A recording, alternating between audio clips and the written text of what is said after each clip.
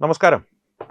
ഏകീകൃത civil code സംബന്ധിച്ച് രാജ്യത്തെ പരമോന്നത നീതിന്യായ കോടതി, സുപ്രീം കോടതി ഒരു നിരീക്ഷണം നടത്തിയിരിക്കുന്നു. അത് ഏകീകൃത സിവിൽ കോഡ് നടപ്പാക്കണം. കാരണം മുസ്ലിം വ്യക്തിഗത നിയമങ്ങളുടെ കീഴിൽ മുസ്ലിം സ്ത്രീകളുടെ മേൽ വലിയ അന്യായമാണ് നടക്കുന്നത്. പ്രത്യേകിച്ച് സ്വത്തവകാശം സംബന്ധിച്ചുള്ള തർക്കങ്ങളിൽ. കാരണം അവർക്ക് അർഹതപ്പെട്ട സ്വത്തുക്കൾ, അതായത് മറ്റ് മതവിഭാഗങ്ങളിൽപ്പെട്ട സ്ത്രീകൾക്ക് അവരുടെ പിതാവിൻ്റെയോ ഭർത്താവിൻ്റെയോ സ്വത്തുക്കളിലുള്ള അത്രയും അവകാശം മുസ്ലിം സ്ത്രീകൾക്ക് ഇല്ല. കാരണം അവരുടെ സ്വത്തവകാശം നിർണ്ണയിക്കുന്നത് ഭാരതത്തിൻ്റെ ഭരണഘടനയല്ല, മുസ്ലിം വ്യക്തിഗത നിയമങ്ങളാണ് എന്നുള്ളത് കൊണ്ട് ഇത്തരത്തിലുള്ള അന്യായങ്ങൾ നടക്കുന്നു എന്നുള്ള ഹർജി സുപ്രീം കോടതിയിലെത്തുകയും അത് സംബന്ധിച്ചുള്ള വാദങ്ങൾ കേൾക്കവേ സുപ്രീം കോടതി ഇതിന് ശാശ്വതമായ പരിഹാരം ഏകീകൃത സിവിൽ കോഡ് മാത്രമാണ് എന്നുള്ള നിരീക്ഷണം മുന്നോട്ട് വയ്ക്കുകയും ചെയ്തു. ചീഫ് ജസ്റ്റിസ് സൂര്യകാന്തും ജസ്റ്റിസ് ബാഗ്ചിയും അടങ്ങിയ ആർ മഹാദേവ് അടങ്ങിയ ബെഞ്ചാണ് ഇത്തരമൊരു നിരീക്ഷണം മുന്നോട്ട് വച്ചിരിക്കുന്നത്. ഈ ബഹുമാനപ്പെട്ട ന്യായാധിപന്മാരുടെ ഇത്തരത്തിലുള്ള ഒരു നിരീക്ഷണം സ്വാഗതാർഹമാണ്. പക്ഷേ അത് സംബന്ധിച്ച് ഒരു കാര്യം പറയാതെ വയ്യ. ഇത്തരത്തിലുള്ള നിരീക്ഷണങ്ങൾ നടത്തുന്നതിനും അപ്പുറം കേന്ദ്ര സർക്കാരിന് ഒരു ഉത്തരവ് നൽകുക, അല്ലെങ്കിൽ ഒരു നിർദ്ദേശം നൽകുക എന്നുള്ളതായിരുന്നു ഇക്കാര്യത്തിൽ കൂടുതൽ സ്വീകാര്യമായൊരു കാര്യം എന്ന് എനിക്ക് തോന്നുന്നു, അല്ലെങ്കിൽ കൂടുതൽ അനുയോജ്യമായൊരു നടപടി എന്ന് എനിക്ക് തോന്നുന്നു. കാരണം ഇത്തരത്തിലുള്ളൊരു നിർദ്ദേശം, മുത്തലാഖിൻ്റെ കാര്യം ഓർക്കുക. മുത്തലാഖിൻ്റെ കാര്യത്തിൽ കോടതി കേന്ദ്ര സർക്കാരിന് നിർദ്ദേശം നൽകുകയായിരുന്നു. മുത്തലാഖ് നിയമം എടുത്തു കളയുക, കാരണം ഇതൊരു പ്രാകൃതമായ നിയമമാണ്. കേന്ദ്ര സർക്കാർ അതിനനുസരിച്ചുള്ള നിയമനിർമ്മാണം നടത്തുകയും മുത്തലാഖ് നിരോധിക്കുകയും ചെയ്തു, നിയമപൂർവമായിട്ട് തന്നെ. പക്ഷെ അത്രത്തോളം സരളമല്ല ഏകീകൃത സിവിൽ കോഡ് എന്നുള്ള വസ്തുത ഞാൻ മനസ്സിലാക്കുന്നു.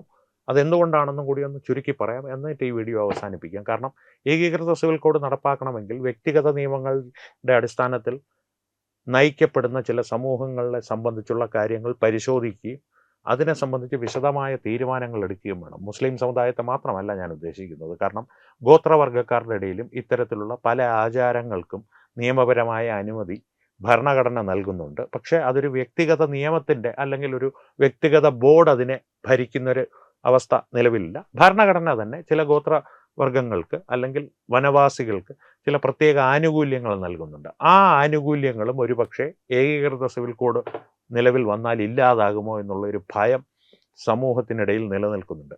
ആ ഭയത്തെ അഭിസംബോധന ചെയ്തുകൊണ്ട് വേണം ഇത്തരത്തിലുള്ള ഒരു പ്രക്രിയയിലേക്ക്, ഏകീകൃത സിവിൽ കോഡിൻ്റെ നടപ്പാക്കലിലേക്ക് അല്ലെങ്കിൽ നിയമനിർമ്മാണത്തിലേക്ക് കടക്കുവാനെന്നുള്ള കാര്യത്തിൽ ഒരു സംശയവും വേണ്ട. അത് സംബന്ധിച്ചും ഒരു അഭിപ്രായം എനിക്കുള്ളത്, ഇത്തരത്തിലുള്ളൊരു നിരീക്ഷണം നടത്തിയ ചീഫ് ജസ്റ്റിസ് ആവട്ടെ, മറ്റ് ബഹുമാനപ്പെട്ട ന്യായാധിപന്മാരാകട്ടെ, അവർക്ക് പല കാര്യത്തിലും അവർ എടുപിടി എന്നും പറഞ്ഞ് ക്ഷണത്തിൽ നിയമിക്കുന്ന ചില ട്രിബ്യൂണലുകളുണ്ട്, അല്ലെങ്കിൽ ചില കമ്മിറ്റികളുണ്ട്. ഒരു കമ്മിറ്റി രൂപീകരിക്കുക, എന്നിട്ട് നമുക്കതിനെ സംബന്ധിച്ചുള്ള നിയമനിർമ്മാണങ്ങളെക്കുറിച്ച് ചർച്ച നടത്തി തീരുമാനങ്ങൾ എടുക്കാം എന്നുള്ളൊരു തീരുമാനം കേന്ദ്ര സർക്കാരിന് ഒരു നിർദ്ദേശമായി തന്നെ മുന്നോട്ട് വെച്ചിരുന്നെങ്കിൽ കാര്യങ്ങൾ കുറെ കൂടി എളുപ്പമാകുമായിരുന്നു. കാരണം ഒരു സാമാന്യമായിട്ടുള്ള ഒരു പീഡനമല്ല ഈ മുസ്ലിം വ്യക്തിഗത നിയമങ്ങളുടെ കീഴിൽ മുസ്ലിം സ്ത്രീകൾ അനുഭവിക്കുന്നത്. അവർ അത് അനുഭവിക്കുന്നത് അവരുടെ മതസംബന്ധമായിട്ടുള്ള ഒരു ആചാരമാണ്, അത് അവരുടെ കടമയാണെന്നുള്ളൊരു തരത്തിലേക്ക് അവരുടെ ചിന്തകളെ മസ്തിഷ്ക പ്രക്ഷാളനം ചെയ്ത് കഴിയപ്പെട്ടിരിക്കുന്നു. അതുകൊണ്ട് തന്നെ അവരിൽ പലരും അതിനെ എതിർക്കില്ല. ഷാബാനുവിൻ്റെ കഥ നിങ്ങൾ ഓർക്കുക. ഒരു വിവാഹമോചനം നേടിയ ഷാബാനു, അല്ലെങ്കിൽ ഭർത്താവ് വിവാഹമോചനം ചെയ്തു കഴിഞ്ഞപ്പോൾ ഒരു തൻ്റെ ജീവനാംശമായിട്ട് തനിക്ക് ഒരു തുക ലഭിക്കണമെന്നുള്ള വിധി സുപ്രീം കോടതിയിൽ നിന്ന് ഷാബാനു നേടിയെടുത്തു. ആ വിധിക്കെതിരെ തെരുവിലിറങ്ങിയത് മുസ്ലിം സ്ത്രീകളാണ്.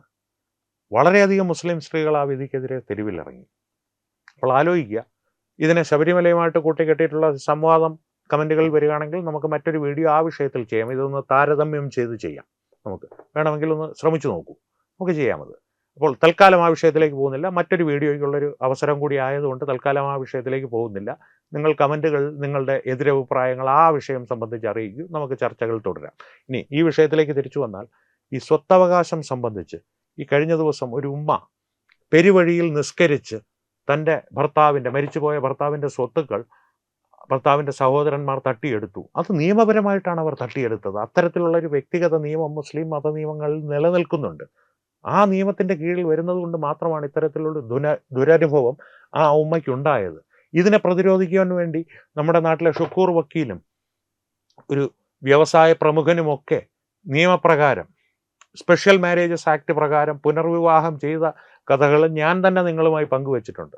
അപ്പോൾ ഇത്തരത്തിലുള്ളൊരു കടമ്പ ചാടലുകളും പ്രതിസന്ധികളും ദയനീയാവസ്ഥകളും ഒക്കെ പരിഹരിക്കാൻ ബഹുമാനപ്പെട്ട ചീഫ് ജസ്റ്റിസ് അധ്യക്ഷനായ ബെഞ്ച് നടത്തിയ നിരീക്ഷണം വളരെ സത്യസന്ധമായ ഒരു കാര്യമാണ്. കാരണം ഏകീകൃത സിവിൽ കോഡ് തന്നെയാണ് ഇതിന് പരിഹാരം. പക്ഷേ ഒരു നിരീക്ഷണമായി ഇത് നടത്താതെ ഒരു നിർദ്ദേശമായി ഒരു കമ്മിറ്റി രൂപീകരിച്ചോ അല്ലെങ്കിൽ എന്തെങ്കിലും ഒരു പ്രക്രിയ അതിന് തുടക്കം കുറിക്കുന്ന തരത്തിൽ ഒരു നിർദ്ദേശം കേന്ദ്ര സർക്കാരിന് സുപ്രീം കോടതി നൽകിയിരുന്നെങ്കിൽ കൂടുതൽ ഉചിതമായിരുന്നേനെ എന്നെനിക്ക് തോന്നുന്നു. എന്താണ് നിങ്ങളുടെ അഭിപ്രായം എന്നുള്ളതും കമൻറ്റുകളിൽ അറിയിക്കുക. ഒപ്പം തർക്കങ്ങളും സംവാദങ്ങളും തുടരാം. നമുക്ക് വീണ്ടും കാണാം. നന്ദി, നമസ്കാരം.